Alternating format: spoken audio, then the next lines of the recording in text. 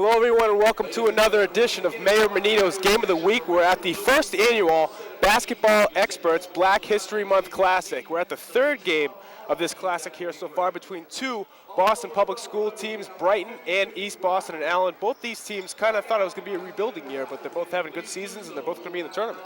Well, it's interesting because you're right. Both coaches, they talk about they have some young players, some inexperienced players, but it just happens that they're both looking forward to the state tournament. It's the school vacation for February, so it's an exciting time for the players. They're looking forward. They're in a very nice venue, a college venue. That's always a unique experience for them. So I'm looking for a really exciting up-and-down game.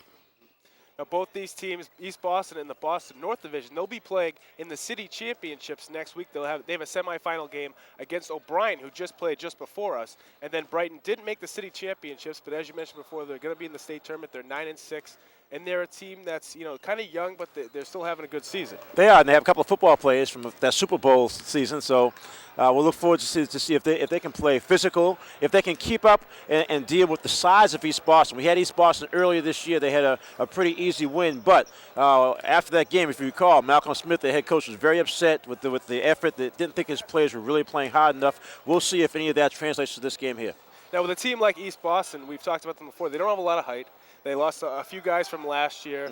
Their point guard, they had a big kid named Ellie Clayton last year. So I think that their team kind of is successful through being scrappy, being tough underneath. So if his team doesn't play like that, they're not going to be successful. Well, that's the problem. That's what Coach Smith was telling us, that he's going to rotate a bunch of guys in to see which combination actually gives him that kind of pressure defense and really solid offense.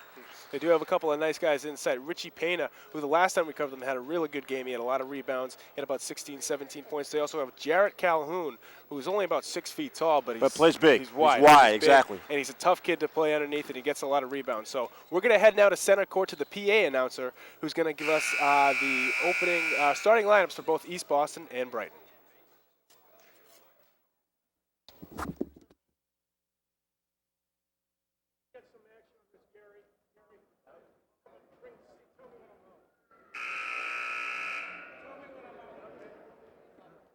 Good evening once again, and thank you for joining us at this first annual Black History Month Classic brought to you by our friends at Basketball X-Perts.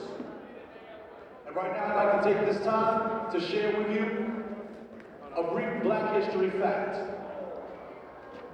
I want to talk a little bit about Kareem Abdul-Jabbar, who was born as Ferdinand Lewis Alcindor, April 16th of 1947. He's considered one of the greatest American basketball players of all time. Many of you know Kareem Abdul-Jabbar is famous for the skyhook, which was deadly in accuracy. But many of you may not have known a little bit about Kareem the man and some of the things he said. One thing he said, when he was a kid, no one would believe anything positive that you could say about black people. And that's a terrible burden on black people because they don't have an accurate idea of their history, which has either been suppressed or distorted. One of his famous quotes was, "I can do something else besides stuff a ball through a hoop. My biggest resource is my mind." He said, "I'm not comfortable being preachy, but more people need to start spending as much time in the library as they do on the basketball court." And once again, to our young men who are playing this evening, the student athletes, and hopefully will go on and matriculate to the NBA and become millionaires, we must remember that we have a responsibility and a commitment to the communities that we came from. And also, too, as we go on in college, remember that your studies are just as important as your basketball, if not even more so. Because if basketball ever should leave you, or you should fail in basketball due to an injury or something like that, you're definitely going to need another livelihood to fall back on. So to all our young gentlemen who are playing today, remember your brains are the most important part of your body. And right now, we are ready to introduce our two teams that will be playing this evening in our last game of the first annual Black History Month Classic brought to you by Basketball X-Perts. Those teams are, first up, the Brighton Bengal Cats. And their starting lineup consists of number 4, Victor Perkins. Number 14, Joshua Melrose. Number 15, Marcus Fuquay.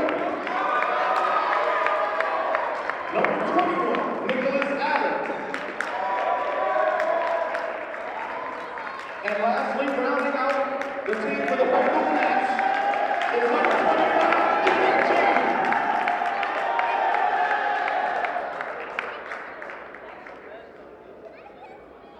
And now I would like to take this time to introduce to you our second team, the East Boston Jets. Starting lineup for the East Boston Jets will be number 1, Derek Foster. Number 1, Derek Foster. We also have number 10, Jeff Gannon. Number 21, Tyrone Figueroa. Number 34, Jared Calhoun. And finally, rounding out the team for us, for the East Boston Jets, is Orlando Zayas. Thank you very much once again, ladies and gentlemen. The first annual Black History Month Classic, brought to you by Basketball X-Perts. Let's get ready to play ball. Good luck to both teams.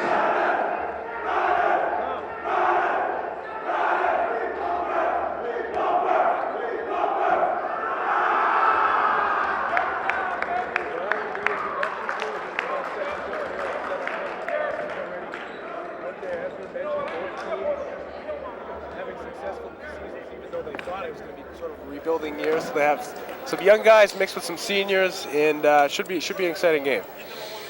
Again, as I mentioned, it's interesting. You have a very good crowd. I mean, a lot of the city games, unfortunately, because they're played so early in the day, don't get much of a crowd. So it'll be a different experience for these players to have a lot of friends, family, some classmates, former, alumni from the high schools out to watch the game. As we were talking about before, too, this is a tough gym to shoot in with such a big area. Yeah, behind the depth the basket. perception. You're right. When a lot of players, when they come here for the first time, can say the exact same thing. So Brighton controls the tap. Number 14, Joshua Barrows with the ball top of the key, kicks over the right side. Dayshot Perry tries to pass inside. It's tapped away. Tyrone Figueroa now with the ball. Gets it back up to Jeff Cannon. Cannon now fakes the three, gets it back over to Jared Calhoun now. Big steal here for Brighton, number 4. Victor Perkins doesn't get the bucket, but he will get the foul and go to the free throw line for 2 shots. A little bit of nerves, I think, for both teams the first time down court. We saw a couple of mishandling of the ball, but they'll warm up and get themselves into the game. So Victor Perkins at the line shooting 2. Hits the first.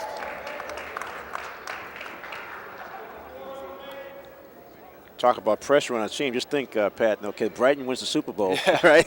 So now the basketball team, all the other sports want to try to follow suit, and win their version of the championship. Perkins hits a second free throw. It's tough to top the Brighton football team when you go 12-0 and win the entire thing. And win the Super Bowl, right, exactly. Foster now bringing it back up the court for East Boston. Straight man-to-man for Brighton. They want to match up athletically. Back out to Cannon. Cannon over to Calhoun, top of the key. Calhoun knocks down the jump shot. Good form by Calhoun. He doesn't usually go out that deep, but that time he stepped in right inside the three-point line. Was left open, took the shot and made it. Score now tied at 2 apiece with just about a minute into the first quarter here at UMass Boston. Barrows kicks it out to the corner. Marcus Fuquay with the jump shot short.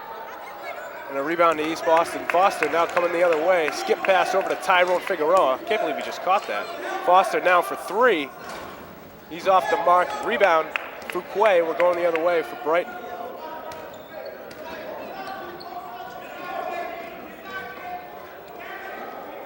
Yeah, Brighton's swinging the ball in the perimeter because of that size inside for East Boston. Jeff Cannon's been closing down the middle so far. Block shot. Ball tapped away by Easty. Foster going the other way. I can't believe he tried to get that layup, but Pena gets the bucket and the foul. So eventually a nice play by Foster. It looked like he had a breakaway. Yeah, I think he wanted to reward his big guy for running the floor. So Richie You talked Pena, about Pena in the open, and he's had a decent season. he's a tough kid, wide body, just like Jarrett Calhoun. Athletic kid, he misses his free throw, gets the rebound back. Pena misses the jump shot. The ball is knocked out of bounds by Brighton. It's going to stay East Boston ball. I'll tell you, the point you made, Pat, about the shooting here, it sounds funny because obviously the hoops are the same anywhere at 10 feet, but when you have a different look between looking through that fiberglass backboard, it takes a few minutes to get used to it. Beautiful spin move by Jarrett Calhoun, but he can't get the acrobatic layup. You talked about Pena. He was our player of the game the first we had them a few weeks ago. Yeah, I think he had about 17, 18 points. Fuquay now for three, knocks that one down from the corner.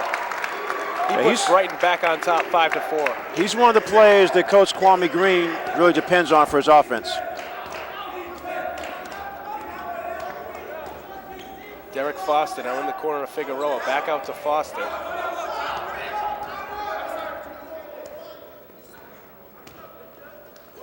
Back over to Jeff Cannon, now inside to Calhoun. Cannon now takes a deep three and knocks it down. First game we did against Snowden, Jeff Cannon was injured. That's right. I think they missed a little bit of his perimeter play. He's already had a couple of rebounds, then he drains that long three-pointer.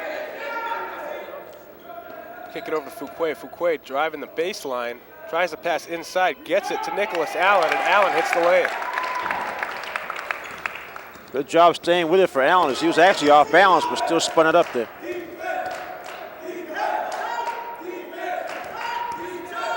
Richie Pena kicks it out to Figueroa. Figueroa inside to Pena. Pena knocks down the jumper in the lane. So now these teams seem that they're getting comfortable here in this gym. Well, that's what I'm saying. That Pena, with those wide shoulders, that time he was able to carve out some space for himself.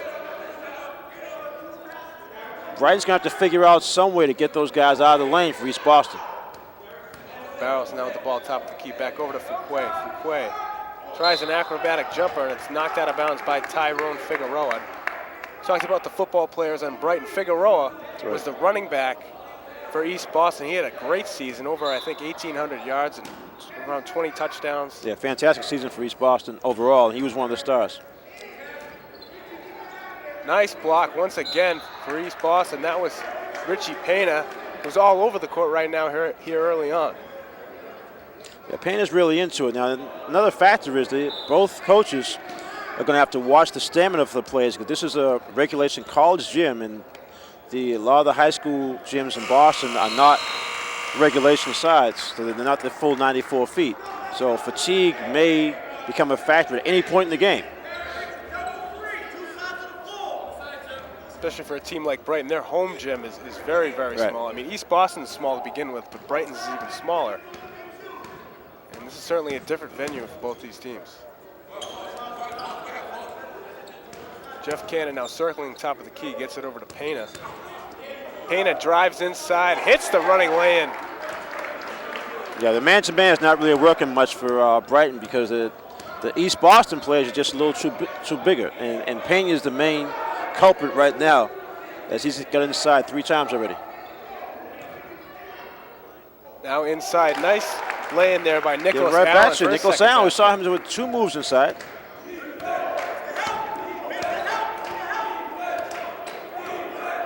East Boston still on top, 11-9 with just under 4 minutes left to go here in the first quarter. Foster, nice pass inside, gets the ball back. A nice rebound there for Kenny Jean did a good job that time. They did close down the middle. We talked about East Boston being able to get into the lane for 5-foot shots. That time, Brighton, Kenny Jean was able to get it down.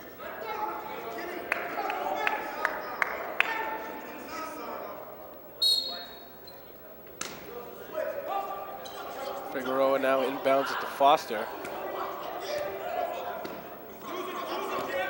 Cannon now once again with a deep 3. Can't hit that shot. Ball is knocked out of bounds. It's going the other way for Brighton.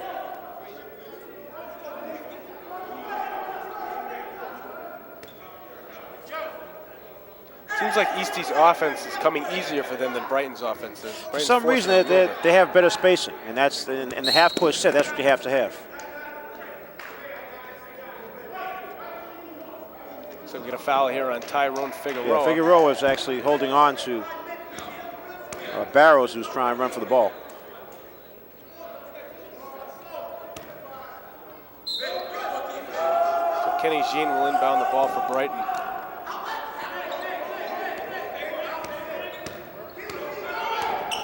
Barrows now brings it up the court. Tries to pass to Kenny Jean. Is picked off by Calhoun, who gets it over to Jeff Cannon for the fast break lay-in. You mentioned Cannon coming back from injury. Makes a big difference. You saw him run the floor. He was actually in the middle of the press and then was able to scoot back to get the layup. Looks like we get a timeout here. Yeah, for Kwame Brighton. Green, the Brighton head coach, is very upset about his team not being able to break that full court press. Obviously, at this point in the season, after you play 15 games, the teams have gone through many press breakers. And that time, it was a situation where East Boston jumped into the full court press. Brighton just didn't make the correct passes. Ended up with a layup for East Boston. Both teams coming into the game about to head to the state tournament in a couple of weeks. East Boston, as we mentioned, will be in the city championships. We talk about Jeff Cannon.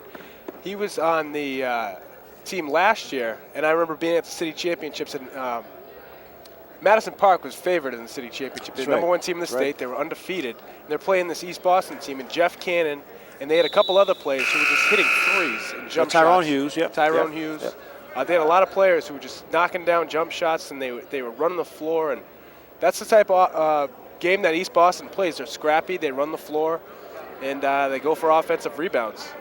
Well, the point you made earlier, their spacing on their half-court offense has been excellent to start this game out, and that's why they haven't taken any bad shots. All their shots have been either open or driving to the hoop. As a coach, that's what you want. You just don't want players taking pressured or forced shots. If the defense is on you, look for a teammate, find something better. Now Brighton trying to break the press. It's a full-court trap press here. If Brighton doesn't get it up the court a little sooner, get it over. it's going to be a problem. Yes, the ball is picked off by Richie Pena. Kicks it out to Foster for three. Shot no good. Rebound Kenny Jean. Now gets it over to Barrows. Now Brighton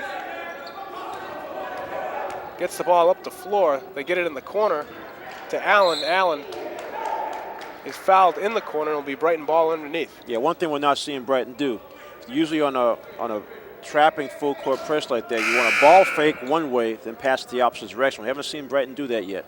That's one of the things that all coaches teach as far as a press breaking offense. Because the pressure and the double team is based on anticipating where the pass is going to go. So when you ball fake, a good strong ball fake, a lot of times it'll shift the defense and allow the opening on the opposite side. Brighton now kicks it back out into the corner. Shot no good. Rebound to East Boston. Number 11, Stanley Green kicks it over to Cannon. Yeah, Green found the shooter. I guess Cannon's going to take most of the shots. I mean, he does have the range. We saw him bury his first three-point attempts. That's about 2 or 3 feet behind the line. So and now we're seeing some of the subs come in. I think a few of those starters for both teams got a little winded. Snyder Metellus comes in for Brighton. Shad Perry now tries to get to the top of the key. It's stolen away by Calhoun over to Michael Pierre-Louis, who cannot finish on the other end. Cannon can't get the tap, and Eastie gets it back. Good hustle by East Boston to get 3 opportunities.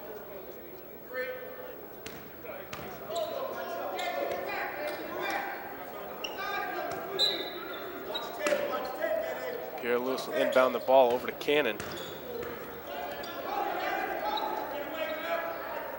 Now looking for Calhoun inside, kick it back to the top of the key. Cannon now from the corner, kicks it up top. So the extra pass, yeah. So we got a 3-second violation on East Boston.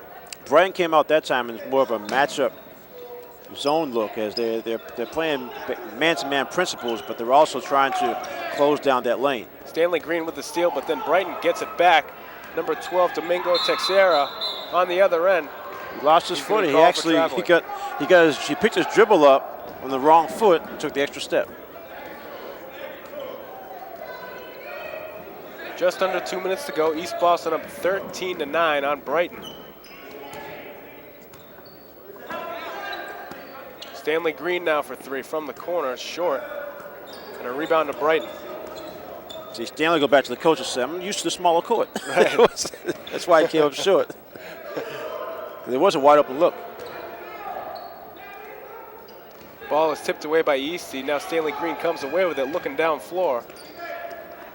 Jeff Cannon now from the corner. Top of the key for Green. Shot no good. Rebound to Brighton. Oh, nice Eastie hand gets for it back. Cannon. Gets Good it job. down underneath number 53. He's not listed on the roster. Hits the bucket. So another timeout here for Brighton with just under a minute to go. I think a couple of the East Boston kids changed jerseys. We'll have to check it out at halftime. Yeah. Number 53. I just said, Pat, East Boston has it going their way right now. It's a very frustrated group of Brighton Bengals over there as they hit a three earlier. They've got a couple of good hoops inside by Marcus Fakeway, but other than that, it's really been choppy. They've had a couple of turnovers. Just had a steal and a layup by East Boston. It's just Brighton is just having a tougher time getting themselves into the game. So East Boston with the good defense and successful on the offensive end. They're up 15-9 here with just under a minute left to go here in the first quarter.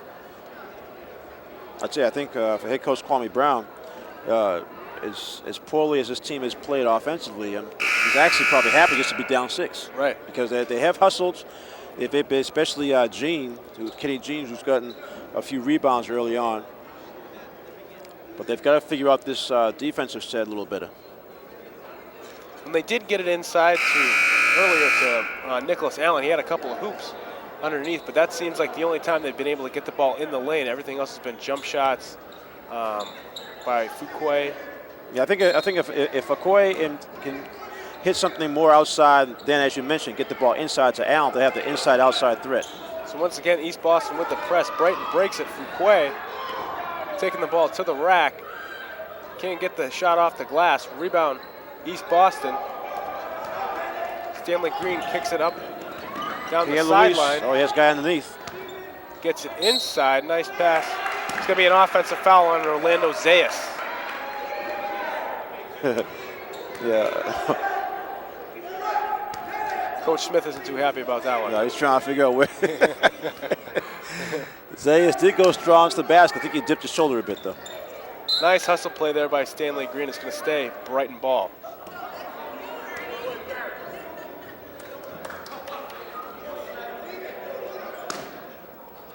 There's full court pressure, and you see good job by Green. Nice steal there by Green.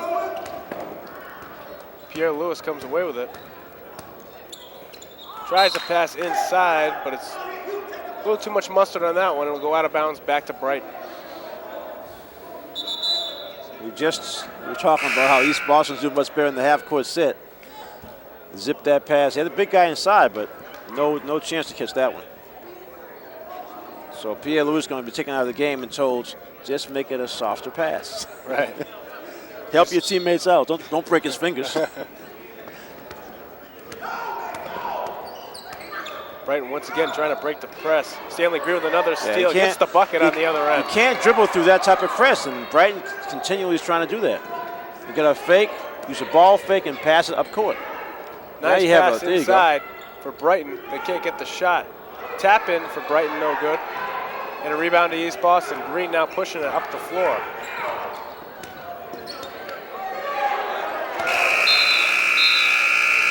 So can't get the shot off before the buzzer. So after the first quarter, East Boston up 17-9, and you can see the struggles that Brighton is having on the offensive end. They really are. I mean, it's the full court pressure has really created problems for Brighton. The few times they've broken it, they've gotten a couple of layups, but for the most part, I'm telling you, they're sort of lucky only to be down 8 points right now. Now East Boston all over them with the full court press. Is that something you think Coach Smith's going to do all game? Because I think so. Because he can go deep. He can go deep into his bench. You know, he can play 9, 10, 11 kids if he has to. Obviously, unless someone gets in foul trouble. But right now, it's working very well. They've already got 4 or 5 steals. Get a couple of layups after that. And you know, if they can keep that up, they can control this game pretty much by halftime. On the other side, of course, Kwame Green for Brighton. He first of all has to get his kids to calm down. Stop trying to dribble through this press because it's a press that doubles the ball. And obviously in the backcourt, you have the Brighton players worried about the 10-second violations. Right. So when they start dribbling and the double comes, that's when they're making the bad passes. I think that's one thing that the press does. Obviously, with the pressure in your face, it's tough to get the ball off the floor, but it makes you a little nervous. It makes you a little antsy. Definitely. You just want to get the ball off the floor because that's not something you want to worry about. Sometimes you just try to do too much. Right. I mean, you have 4 other teammates out there. I know a lot of coaches talk about when they're trying to break the press to get it in the middle. Exactly. They get a guy at half Big court. kid in the middle, have him turn face, and he's going to have a teammate open on either wing because most of the defense will still be behind him. So Jayshad Perry now with the ball top of the key. Kicks it over to Fuquay, gets it inside to Allen. Allen's going to be called for steps. So even when Brighton does get seems like a nice play inside, they get called for steps. Yeah, that was actually a good set as they got Allen right in the wing, in the lane, but shuffled his feet a bit. Nice move inside for East Boston. Good drop He hits the step. layup. I got to get that kid's number. Yeah, exactly. He's having a good game. He could be our MVP. We don't know his name. So you can't. Another turnover here for Brighton. Pierre Lewis now on the other end. Throws it down. Excuse me, Jeff Cannon with the big dunk on the other end. I think he just heard you talk about MVP. Jeff heard me. He's like, that's going to be mine. Now another steal. Yeah, Brighton is for really East Boston. struggling now. They are really struggling.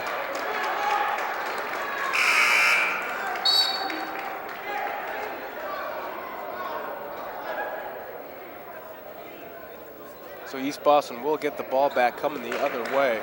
Now controlling this game, they're up 21-9 with 7 minutes left to go here in the second quarter.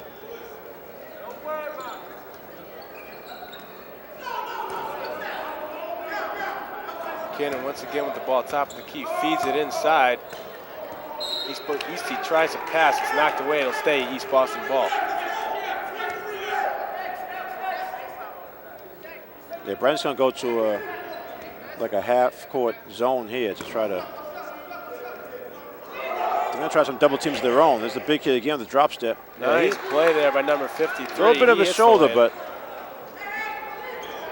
what's that, 2 in a row for him? There you go. See, Brighton. Nice job breaking that's the what press. you have to do. Stop dribbling the ball. If you pass it, have your teammates on the move, you're going to get an open shot. As a matter of fact, if they do it quick enough, they get a layup.